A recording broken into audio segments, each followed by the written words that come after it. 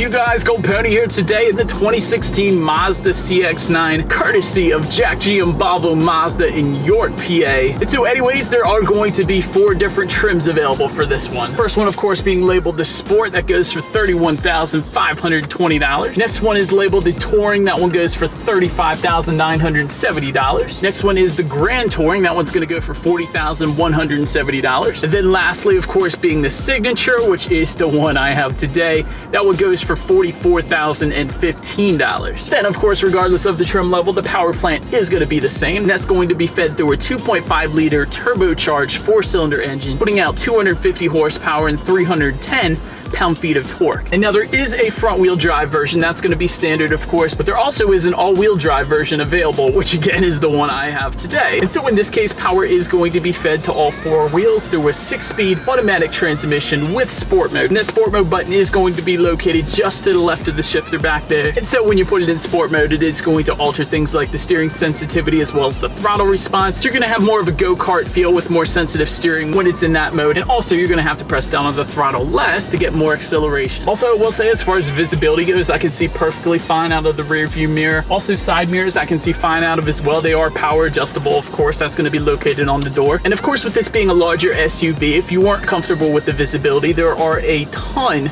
of safety features on this one, and specifically the Signature trim that I have today. For instance, some of them are going to include the radar-based cruise control, where it's going to adjust your speed based on the speed of the car in front of you. That's pretty cool. Also, there's Smart City brake support, which applies brakes under 18 miles per hour if it detects a vehicle collision in front of you. There's also going to be blind spot monitoring, rear cross traffic alert, lane departure warning, and lane keep assist. Also, since I'm touching on safety today first for some reason, there's also on the Signature trim here an adaptive front lighting system and high beam control. So if you got your high beams on at night and it says there's a car coming in the opposite direction, it's going to switch that back to low beams for you, so you don't actually have to do it, because the CX-9 is just that smart. Anyways, let me get into some of the trim differences and specifically what is going to be standard on every trim. And so to start, there are 3 rows of seating. That, of course, is going to be standard on every trim. Then there's also 3-zone climate control, so obviously that's going to be driver and passenger. Then also for the rear passengers as well. There's also going to be a rear view camera. That's going to come standard on every trim. And the Mazda Connect infotainment system. So let me touch on that a little bit real quick. So to start, I will say the infotainment system is touchscreen. You can simply touch the screen like you would with your phone, use swipe gestures, things like that. But there is also a circular dial located behind the shifter, along with a couple buttons. And that is probably how I would prefer to use this one, because it is a little bit of a distance for you to be touching the screen all the time, I suppose. Anyways, first thing I want to touch on is there is, of course, the navigation system, and that is actually going to come standard on the Grand Touring and up. And since I have the Signature, that is part of the and up.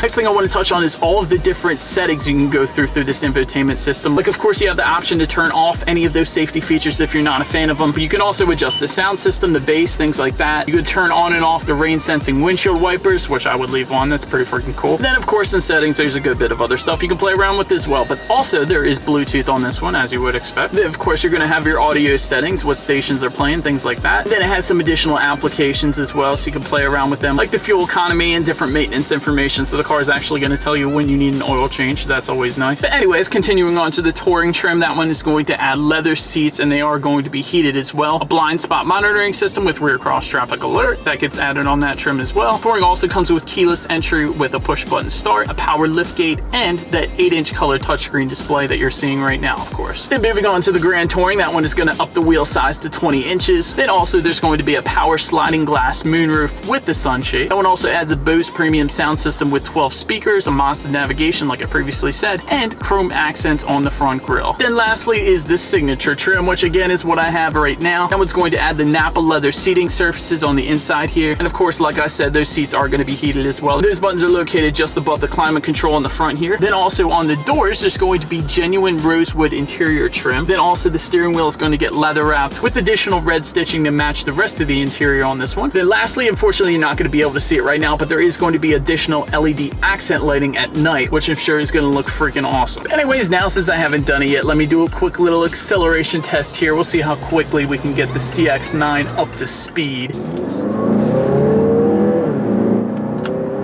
Alright, Alright, so this thing is a pretty big SUV. So therefore, it's not the fastest vehicle. It's not going to be as quick as a Miata is going to feel. But you are certainly not going to have any issues merging onto the highway or anything like that, though. Now, another really awesome thing I want to mention right now is there is a heads-up display, which is actually going to tell you the speed, so you don't have to look down at the gauges. So, of course, that's an awesome safety feature because it helps you keep your eyes on the road. But the reason I like it is it actually lets you enjoy driving more, so you don't have to look down at the gauges and worry about your speed because it's going to be in your line of vision. So you can really focus on enjoying the CX-9 and taking it through the turns because, as Mazda's website says, this is the driver's SUV. Also, at the same time, I will say driving these Pennsylvania roads here, we have a lot of bumps. I'm about to hit a railroad track as well, and this thing surprisingly takes it like a champ. So it's meant to be a driver's SUV, but I gotta say that as far as the ride goes, it's definitely a really smooth ride as well. But now let's check out how much space this thing has. So to start, before I even pop the hatch here, I do want to mention this does have a rear windshield wiper. So in 3-row SUVs like this, that is always useful, of course. And another thing, before I pop the trunk here, I just wanted to show you guys the key here. It does have, of course, the unlock and lock buttons. Also, there is a button to pop the hatch, of course, which is what I'm going to press right now. So with 3 rows of seating, if you have that 3rd row up, there's an okay amount of space back there, but when you put that 3rd row seating down,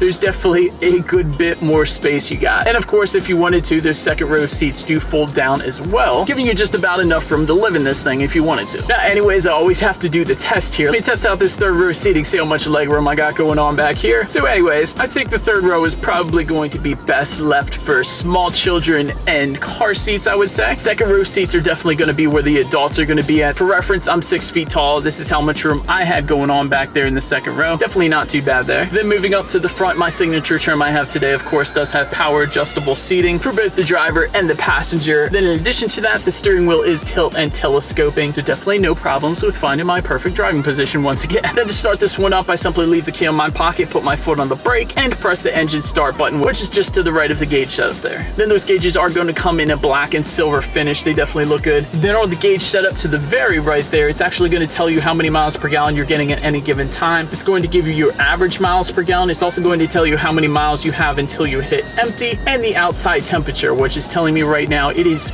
freaking hot as heck outside right now. But so anyways, as far as my reaction to the new CX-9, this is one of the sharpest looking SUVs out there right now. It has one of the most aggressive looks, and I am a huge fan of that. So Mazda, A+ for your styling. And for everyone else, thank you so much for watching. Be sure to like the video and subscribe, and I will see you guys in the next video.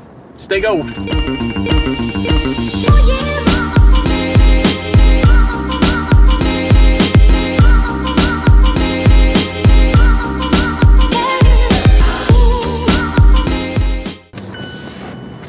Okay.